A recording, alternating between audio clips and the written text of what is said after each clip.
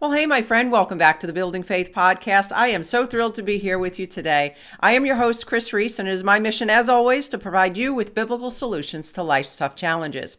Today, we are in episode 148, and we're answering a question that came in from one of our community members on one of our recent YouTube channel videos on embracing who God made you to be. That was the title of the video. And Debbie asks this question.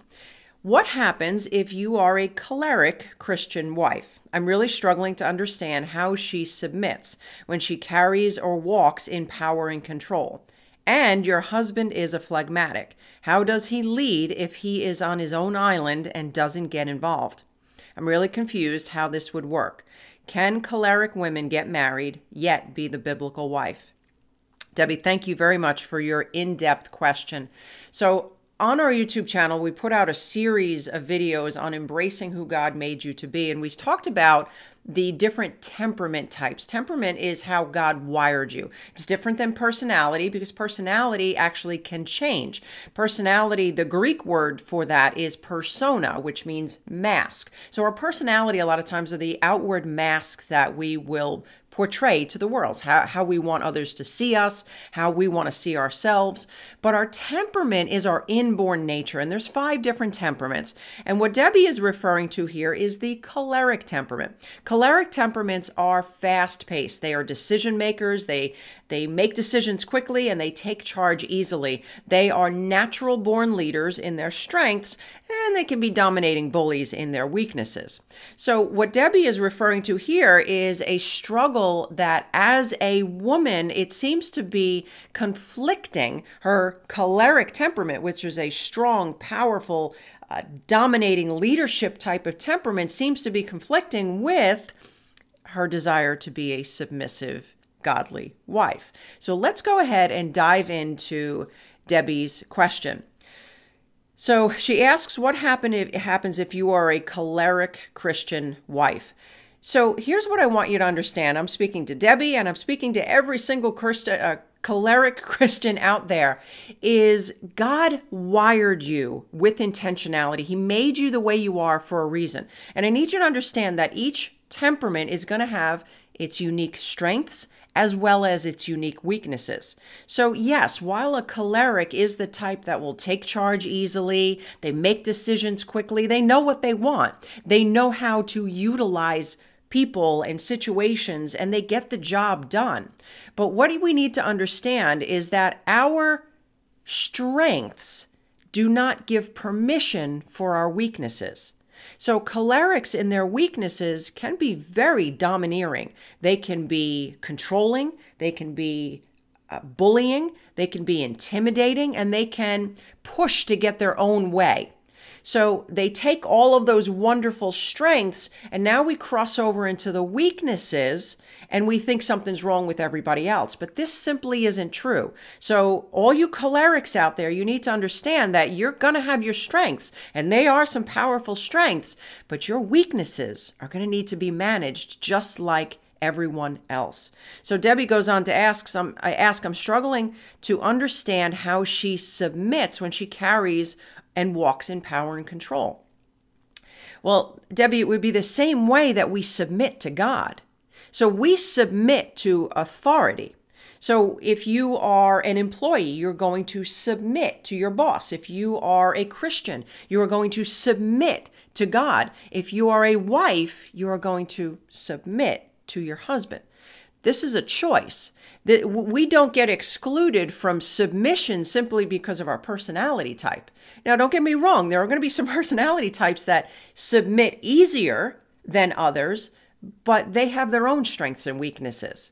So submission, Debbie, is going to be a choice. It's going to be a matter of the will.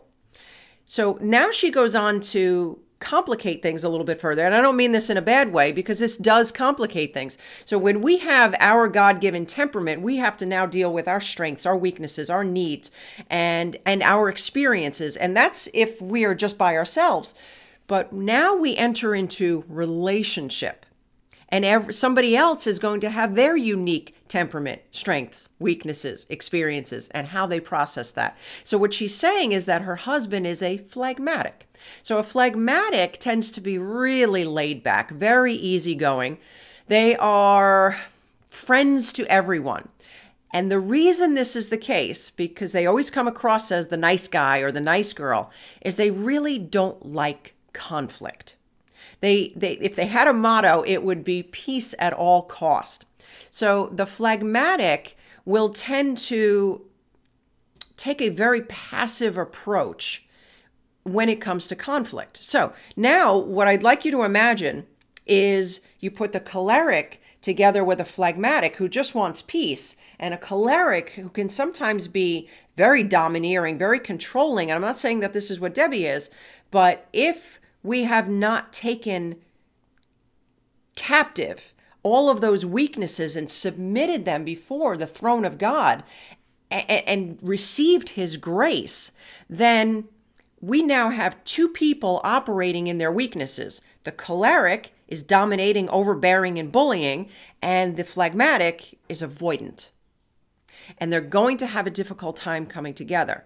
And I hear this often because you've heard the saying, opposites attract. Now, this isn't some new age or law of attraction type of theory. It actually is true. A lot of times God will bring us together with somebody that helps, I don't want to say complete us, because that is not accurate at all. Complement us. That's the word I was looking for. They complement us. So could you imagine two cholerics in a relationship? Or could you imagine two phlegmatics in a relationship? If you have the same strengths and you have the same weaknesses, no one's challenging the other person to now grow in glory. So a lot of times we do end up with people that are opposite of us. We are attracted to their qualities, and then next thing you know, a couple of years down the line, we're married. We're no longer attracted to those things that we originally were. Now they're a weakness that we're looking to change. So in a couple like this, they would really it would be helpful for them to come to understand that they're both likely operating in their weaknesses. The choleric is probably going to need to tone things down a little bit, and the phlegmatic is going to need to step out of their shell and recognize that confrontation sometimes is necessary in order to bring resolve to any relationship issues. So I hope that was actually helpful. And the last question that Debbie asked is, can choleric women get married yet be the biblical wife? And this goes back to the first part of her question. The answer is yes, of course you can. It's going to be a matter of choice.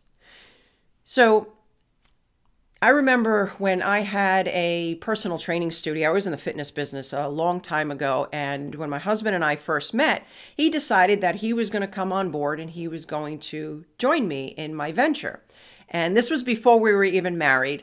And what I recognized at the time is it depended on the position that you're in will determine the level of submission. So now I didn't need to submit to him at that time because he wasn't my husband, but we were already planning to get married. We already knew that we were going to get married. But when he was in the work environment, he actually had to submit to me. I was his boss. Now, I didn't abuse that position. I didn't take advantage of that, but that's what it was. And let's say we were married at the time. When we come home, I'm not the boss anymore. He's the leader of our home. So it's not just a matter of what your personality is, it's what is the position. And we are called to submit to those in authority. And cholerics are going to have a difficult time submitting to those in authority. But I assure you, my friend, the Bible tells us that you should humble yourselves under the mighty hand of God, or he's going to do it. So cholerics have a difficult time walking in humility. And I do understand the frustration. If you've got a very outgoing, vivacious, go-get-'em type of temperament that is nonstop, you just get things done, and you're married to somebody who actually would just prefer to sit on the couch and stick their head in the sand, that can be absolutely infuriatingly frustrating.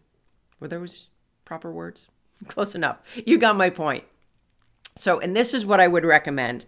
If that's the position that you're in, there is likely that you're not understanding your strengths and weaknesses, or you're also not understanding the experiences that have brought you to this place. Getting with a good Christian marriage counselor would help tremendously, especially one who is well-versed in the temperament.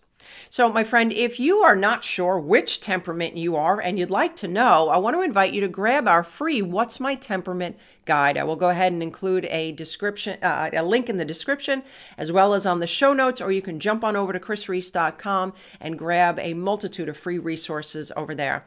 Okay, my friend, that is all the time that we have for today. I hope that you've enjoyed our time as much as I have. If so, would you please consider subscribing and leaving a rating? I would greatly appreciate it.